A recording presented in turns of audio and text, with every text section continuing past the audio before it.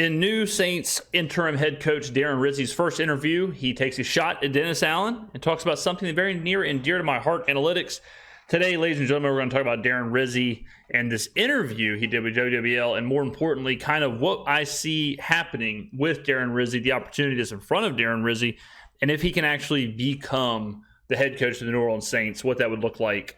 So today, we will be talking about all things focusing on the Rizzler, Darren Rizzi.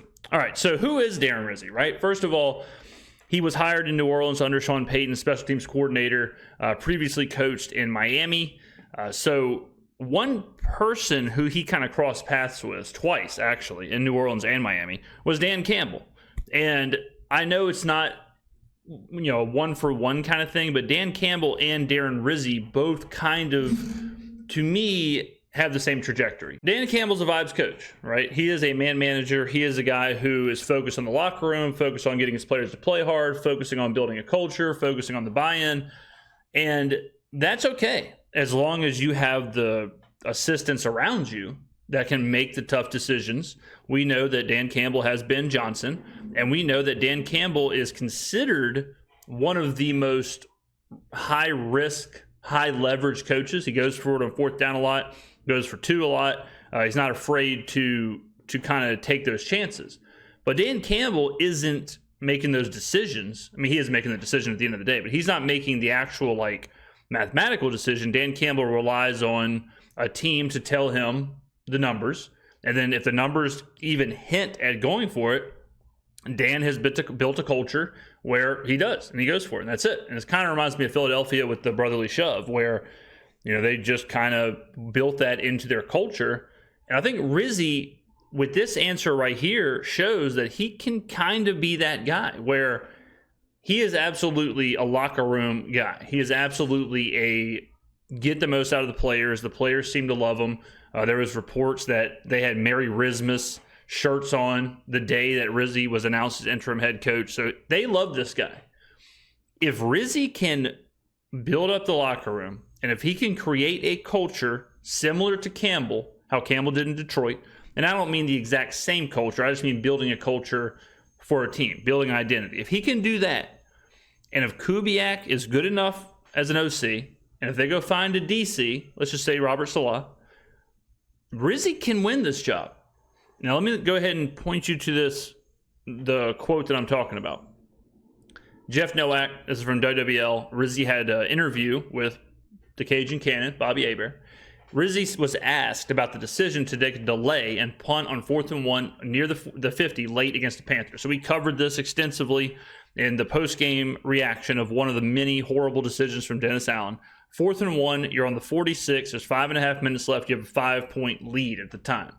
You are running for over 5 yards a carry. Alvin Kamara has 160 yards on the ground. Taysom Hill is available, and you decide that you would rather punt and gain 30-ish yards max of field position and put the game on your defense that is down, 3 members of the secondary?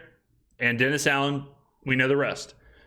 Is that decision the reason he got fired? Probably not, but it kind of also is, where if they go for it on 4th and 1, 85, probably higher percent of the time, they convert the 4th and 1, they keep the ball. They may end up scoring, but they certainly burn another 2-3 minutes off the clock. Dennis Allen could still be the head coach of the New Orleans Saints. The Saints could have won that game, but because of a cowardice decision, Allen is gone. Rizzi says, I think analytics tell you to go for it there. I think the draw offsides play was a bad call. 100% the analytics tell you to go for it there, but we'll go even further into the interview. And if you want to listen to the interview, all that stuff, go to WWL. A link will be in the description. In hindsight, looking back on the decision, we probably should have went for it. I think analytics tell you to go for it there. I think the draw offsides play was a bad call, but we also could have called timeout there and reloaded the deck and went for it. 1,000,000% as well. If you're unsure, if you want to talk about it, burn the timeout. That's what it's there for. Burn it. You're not holding 3 timeouts for a end of the game situation because you don't have them. You've already used them on the 12-minute in the huddle and all the other 2 instances where we were forced to use the timeout. So Rizzi has given 2 solutions that are better than what Allen decided to do. This also makes me think of what was going on the sideline. Because if Rizzi knows we should probably go for it here. You got to assume Kubiak knows. I'm sure the players know. And Allen is the only one that doesn't know, but he's the only one with the power to make that decision. It makes me sick. So then he says, in hindsight, I could understand we did punt the ball back to them there, and maybe looking at that one, that's one we'd like to have back. Love it. Absolutely love it. And then he talks about the fake punt. As far as the fake goes, listen, that's something that we've had up all season. You know, that plus many other fakes. That particular fake was a check. We like the look Matt Taysom and Matt could have got out of it. If they want, kind of like an audible and an offensive play, he goes on to talk about Hayball. I like the decision to go for it there. I hated the decision to do it with a punter. I mean, again, it's 4th and 1. Just line up. They can't stop you. Rock and roll. So Rizzy is an interesting figure because, yes, he is an interim coach. Y'all know my feelings on interim vibes coaches. They never work out. Go ahead and take a look at Antonio Pierce. There is a reason why teams in the NFL, like why certain teams just win games they seemingly shouldn't, and why certain teams lose games they seemingly should win. Everything in the NFL is so optimized, it's so down to the wire, so down to the number, that these decision points are highly, highly important, okay? So if you find a way to trust the numbers or get the numbers in front of you, and you are willing to lean into that like Dan Campbell did, it's a simple algorithm to victory. The blueprint that Dan Campbell's laid out is he's building a culture. He builds, the team, the makeup of the team. He surrounds himself with high-level coordinators, trusts them to do their job, and then trusts the numbers to be what they are. And that's it. And if Rizzy can do that, and it is asking a lot of Clint Kubiak, and I would say of the DC, but we don't know who the DC is going to be yet. But it is asking a lot of Clint Kubiak to basically be Ben Johnson. But I do think that Dennis Allen held back Kubiak quite a bit. I think we saw enough. Like, Kubiak doesn't just accidentally do what he did the first 2 weeks. He doesn't accidentally run for 200 yards last week.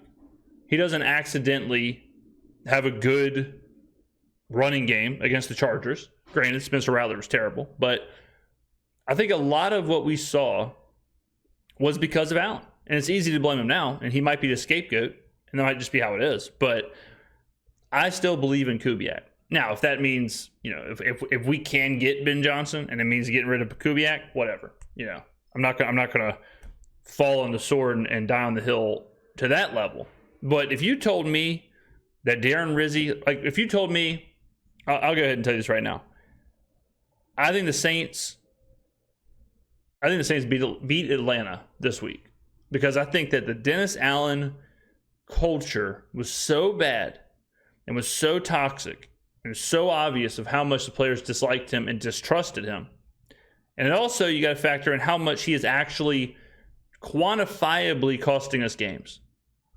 I'm not talking about, the players didn't like him, so this, and this. I'm talking about that moment right there cost us that game. Yep, that decision right there cost us that game. Yep, that 4th and 1 cost us that game. If you take all that out, you boost the locker room. The locker room's excited. They're playing hard. They're motivated, whatever. I think they can win that game. I think they can beat Atlanta. And if we look good against them, again, on offense, if Kubiak shows us a little something, the team's playing hard, if we're starting to see some of that,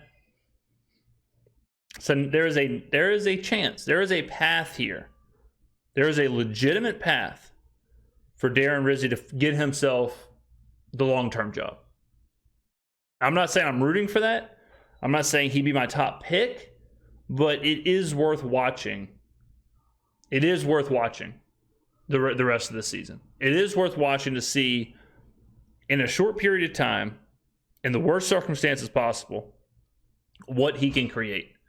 Now, the flip side of that is if he is just one of these stereotypical vibes interim coaches where he is, but it sounds like he's not going to do that. Right? As I'm saying it already sounds like he's debunking that because Antonio Pierce, and I hate to keep belaboring how bad of a coach Antonio Pierce is, but I did tell Raiders fan that, last season. I said, this guy's going to cost you games because Antonio Pierce came out and said the opposite of this.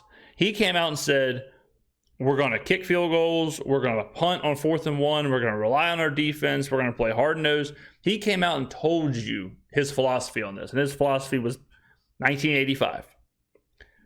Rizzy, that's not what he's saying, right? He's saying this quote in this interview and what I'm reading and all that, this tells me he is more than willing to trust the analytics. He is more than willing to take the chance. He is more than willing to say, all right, hey, look, it's 4th and 1, says we should go for it. Let's go for it. And that's all you really kind of need. The willingness to do that. The willingness to put the game on the line, give the players a chance to win the game on 4th and 1 against a team with 1 win when you're 2-6. That willingness, that's the same willingness they have in Detroit. Does it always work out? No. But there's a reason that that's their identity. So I'm already excited for Rizzy as far as an interim vibes coach, which normally I would not, because normally the interim vibes coach, who is it? It's a strength and coordinator or a strength and conditioning coach, it's the DC. It's someone like that who is hard-nosed 1983 style football. They're all cut from the same cloth. But I'm not sure if it's a coincidence that Campbell is who he is, Rizzy is talking how he is, and they have been together on coaching staffs multiple times. I'm willing to give this thing a chance. I'm willing to see if there's something there. If whether Campbell learned from Rizzy, Rizzy learned from Campbell, they both learned from Miami and New Orleans, whatever. But I'm kind of excited. I'm not going to lie. I'm excited to give Rizzy a chance. Ladies and gentlemen, get on down in the comments below. Let me know what you think. Are you ready for the Rizzler? Are you ready for Merry Rizmas? Do you think Darren Rizzi could be the next head coach of the New Orleans Saints?